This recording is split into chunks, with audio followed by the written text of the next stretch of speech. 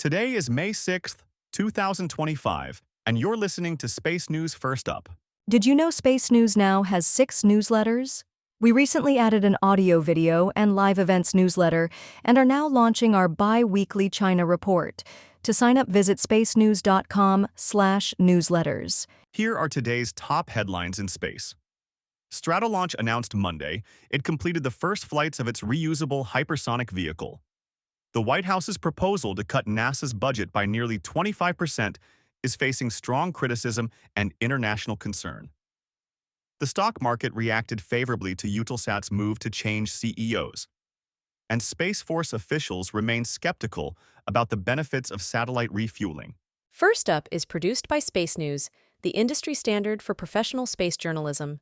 Visit spacenews.com for breaking news, policy updates, and original analysis. We begin today with news that Stratolaunch announced Monday it completed the first flights of its reusable hypersonic vehicle. The company said its Talon A2 vehicle performed 2 flights, one in December 2024 and the other in March, exceeding speeds of Mach 5. Talon was launched from the company's Giant Rock aircraft, landing at Vandenberg Space Force Base.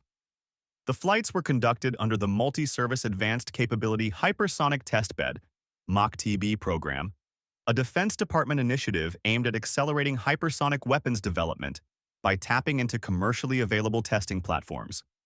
Stratolaunch said, Talon A2 is the first U.S. reusable hypersonic test vehicle since the X-15, which last flew in 1968. The White House's proposal to cut NASA's budget by nearly 25% is facing strong criticism and international concern. Several Democratic members of Congress have spoken out against the proposed budget, released Friday, saying it puts American leadership in space at risk. Industry groups have also criticized the proposal, noting its plans to cancel several major exploration programs and make sharp cuts to space science and technology. On Monday, Joseph Aschbacher, head of the European Space Agency, said ESA will evaluate potential actions and alternative scenarios for impacted ESA programs and related European industry caused by the budget, which would cancel joint NASA-ESA programs such as Orion, Gateway, and Mars sample return. The Canadian Space Agency said it, too, was reviewing the implications of the budget proposal given its role on Gateway. Related and reported by Fox News, one NASA official defended the cuts, saying the reductions counterintuitively represent an opportunity to truly innovate in how we conduct our space missions. The stock market reacted favorably to Eutelsat's move to change CEOs. Shares in the French satellite operator closed up 13% Monday, the day the company announced it hired telecom executive Jean-François Fallacher as its new CEO, effective June 1st. Fallacher will be charged with raising money for a new generation of OneWeb satellites as well as Eutelsat's stake in the IRIS-2 constellation. Fallacher succeeds Eva Bernanke, who said in a social media post Monday that the change is part of Eutelsat's efforts to adjust our governance and shareholder structure, and keeping the company strongly aligned with the telecom connectivity ecosystem. Space Force officials remain skeptical about the benefits of satellite refueling. Lieutenant General Sean Bratton, the Space Force's Deputy Chief of Operations for Strategy, Plans, Programs, and Requirements, said at a conference last week that he did not see a clear military advantage for in-space refueling of satellites, echoing comments he first made more than a year ago. The debate reflects uncertainty about whether in-space refueling services offer better value than simply replacing fuel-depleted satellites. Bratton noted that while refueling extends the life of satellites, in many cases those satellites would be retired anyway because of other issues. In other news, CNBC TV 18 reports that India is targeting the fourth quarter of this year for the first uncrewed flight of its Gaganyaan spacecraft.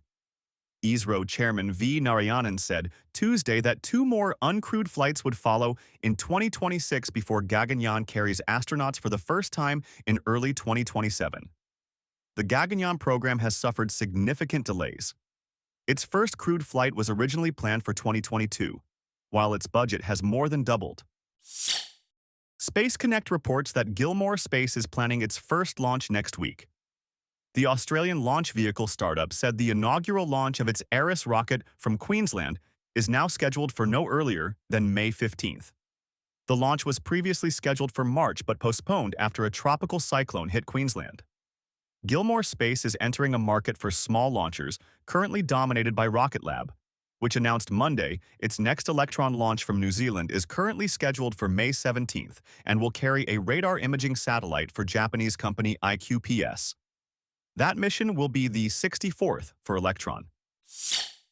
The National of UAE reports that a company in Dubai claims it can 3D print very large rocket engines. Leap 71 says it uses AI technologies, along with metal 3D printing, to produce rocket engines. The company has focused on small engines for in-space applications, but says it can be scaled up to engines with thrust levels of as high as 2,000 kilonewtons, 450,000 pounds force. The company acknowledges it does not currently have the ability to test engines that large, and it is unclear where the demand for such large engines would come from. Ars Technica reports that nearly a decade ago, SpaceX pursued a claim that a sniper caused the loss of a Falcon 9 further than previously known. A Falcon 9 upper stage exploded during a ground test in 2016, destroying the rocket and its payload. The company for a time suggested that a sniper, on the roof of a nearby building belonging to United Launch Alliance, could have shot the upper stage. According to an FAA letter recently released by a FOIA request, SpaceX asked the FBI to look into the claim, a fact not previously reported. The FBI found no evidence to support the sniper theory. An investigation later traced the explosion to composite overwrapped pressure vessels inside the second stage.